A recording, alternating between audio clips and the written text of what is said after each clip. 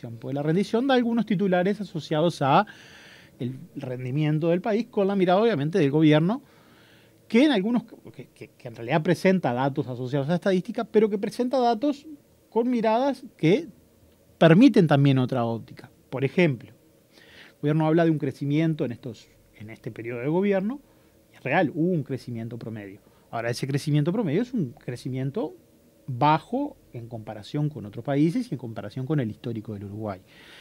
El gobierno habla de un crecimiento, pero no habla de cómo ese crecimiento se distribuye a la población.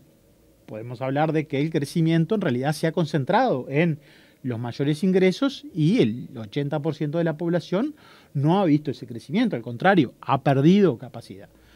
La rendición de cuentas habla de un aumento del salario real y la recuperación del salario real, pero solamente cuando vas a los datos desagregados por niveles de ingreso a la población, ves que solamente el salario real lo recuperó el 20% con mayores ingresos. El 80% con menores ingresos no recuperó salario real.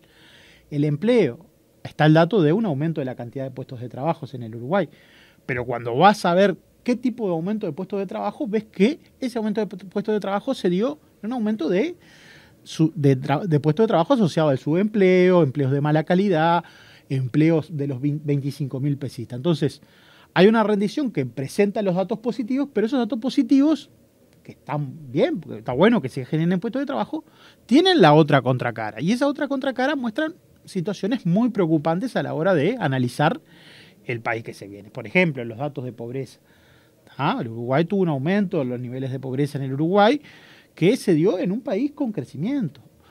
El Uruguay tuvo un aumento en la situación de desigualdad que se dio en un país con crecimiento. Entonces, esa rendición de cuentas que presenta el gobierno no muestra esa contracara que nos muestran los datos de estadística cuando empezamos a analizar un poquito más los datos de estadística. Porque obviamente quien presenta la información presenta los datos que les dan positivamente, no presenta los otros. A ver, podemos analizar también la situación de deuda del país. El gobierno habla de el cuidado en términos fiscales, ¿no? Siempre hizo un énfasis en todo este periodo de gobierno, es decir, bueno, el gobierno tiene las cuentas ordenadas, pero cuando vemos el déficit fiscal en el 2023 y vemos el déficit fiscal en el 2019, es el mismo.